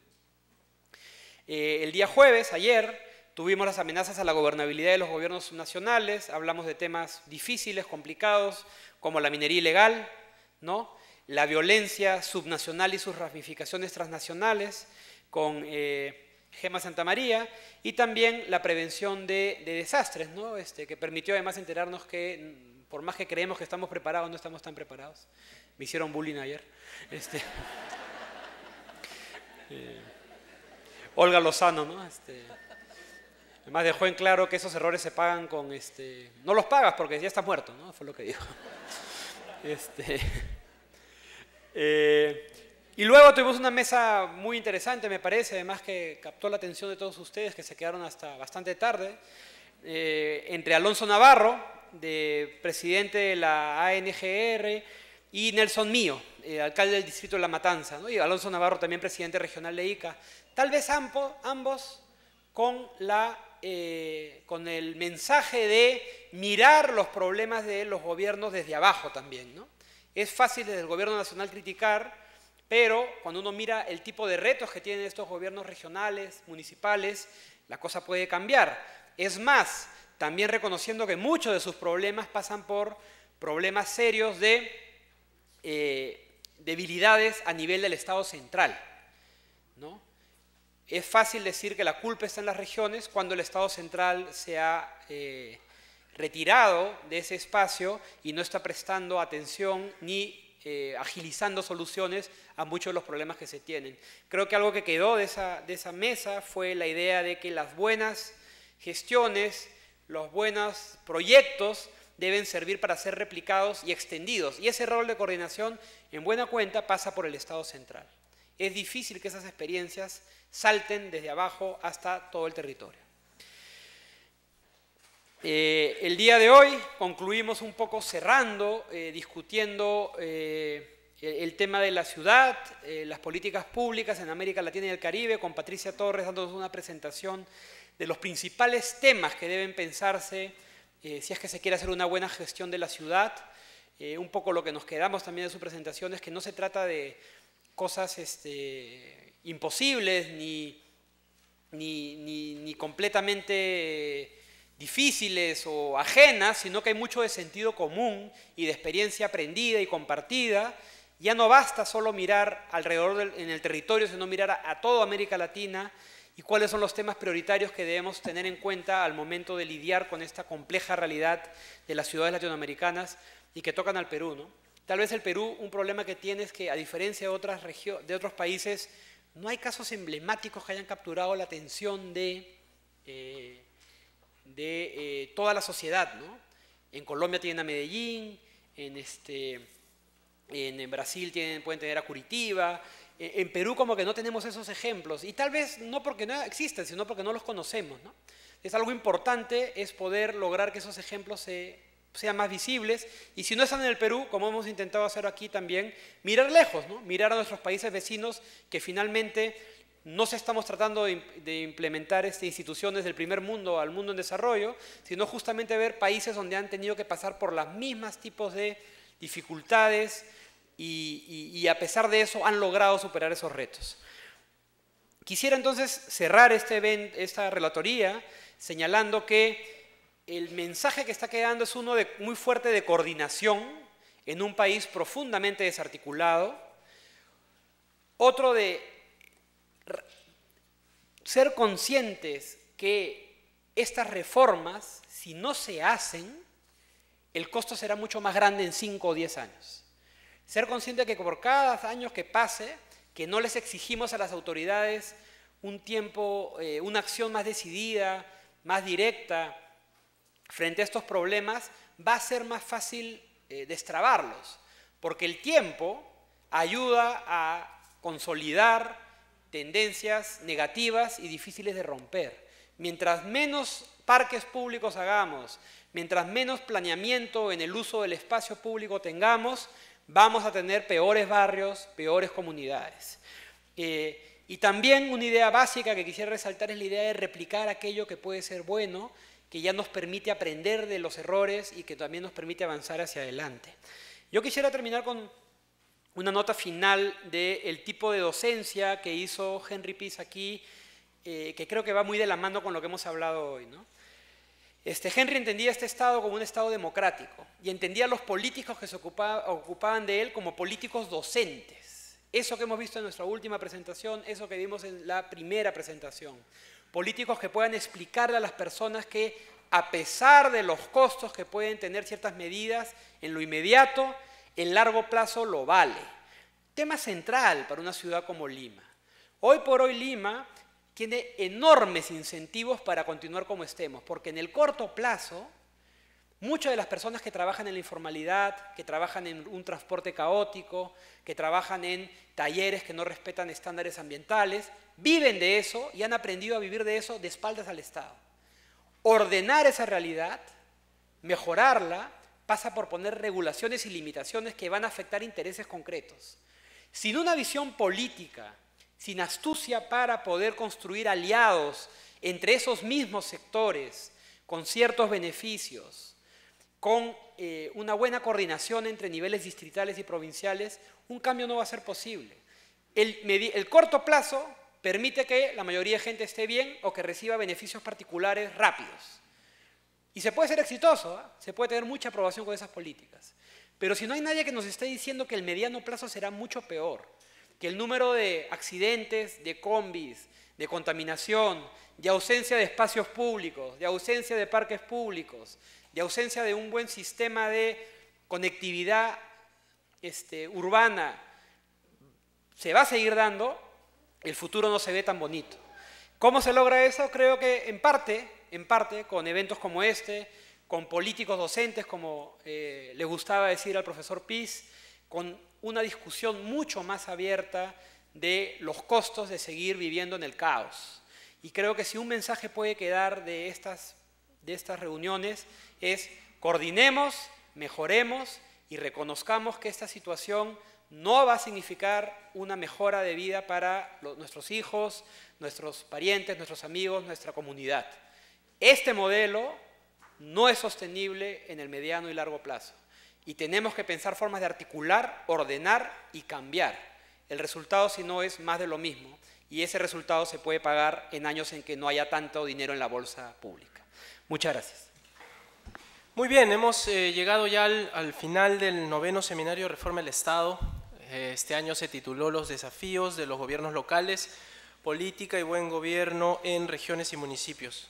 El Seminario de Reforma en realidad se ha constituido desde el 2006 en un espacio de reflexión, de intercambio, de aprendizaje, de discusión sobre los diferentes problemas que aquejan al Estado, al aparato gubernamental y por supuesto que nosotros hemos tenido un compromiso y como bien lo dijo Eduardo y lo recordó Eduardo, este es un evento que ha sido promovido insistentemente por Henry Pizzi, por eso estamos hoy día muy satisfechos de saber que, aunque físicamente no esté, el seminario sigue funcionando.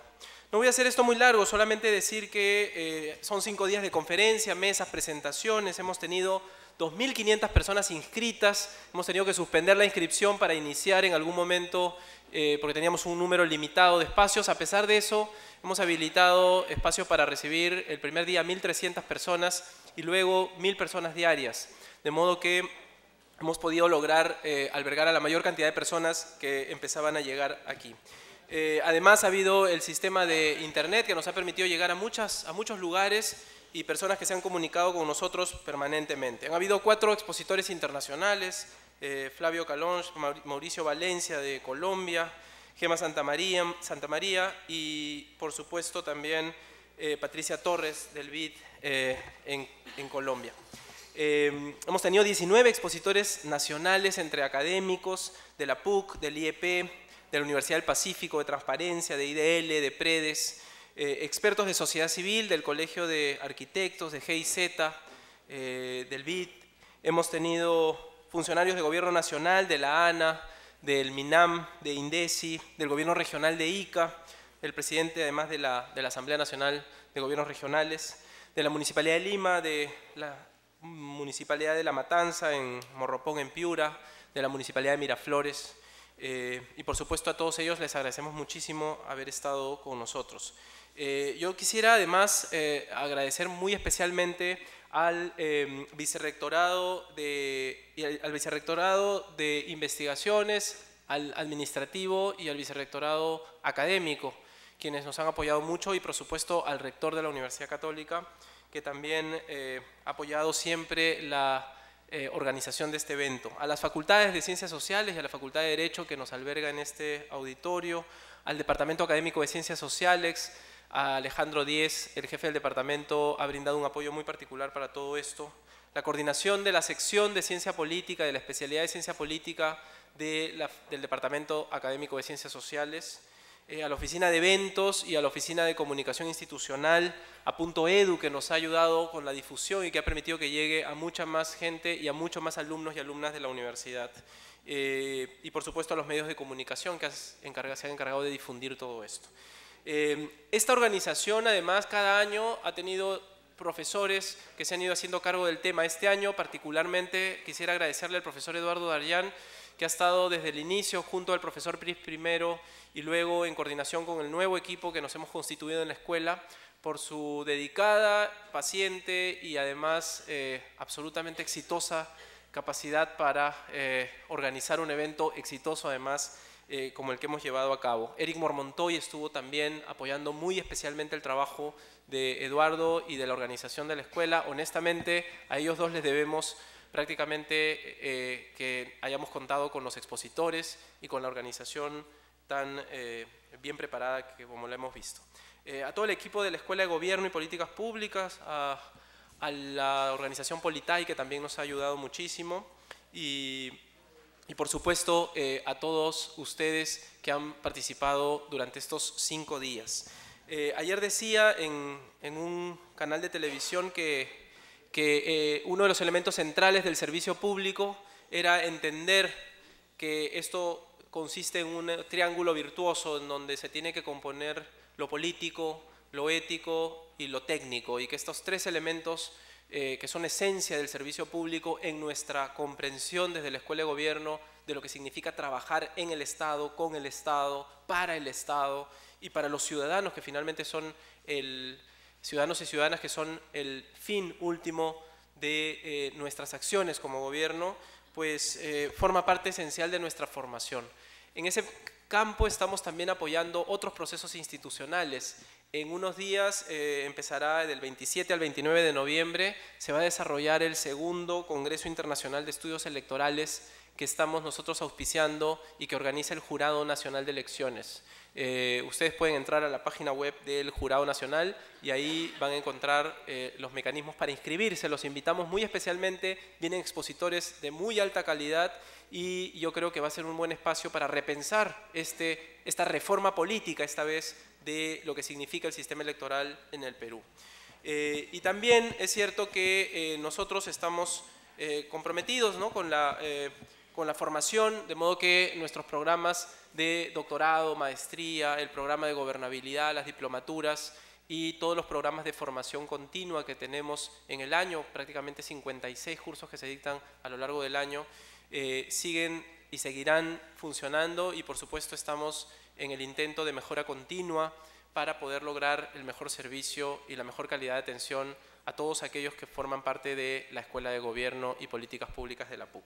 Nuestra apuesta, obviamente, como lo habrán notado, por la efervescencia y a veces la pasión que ponemos a lo que decimos, tiene que ver directamente con hacer políticas públicas y gestión pública con enfoque de derechos, con visiones interculturales, con el reconocimiento del género y del respeto y la no discriminación a personas con discapacidad y a muchos otros grupos que históricamente han venido siendo discriminados. Creo que esto es fundamental, es un asunto de principio y lo vamos a mantener y continuar durante nuestro trabajo.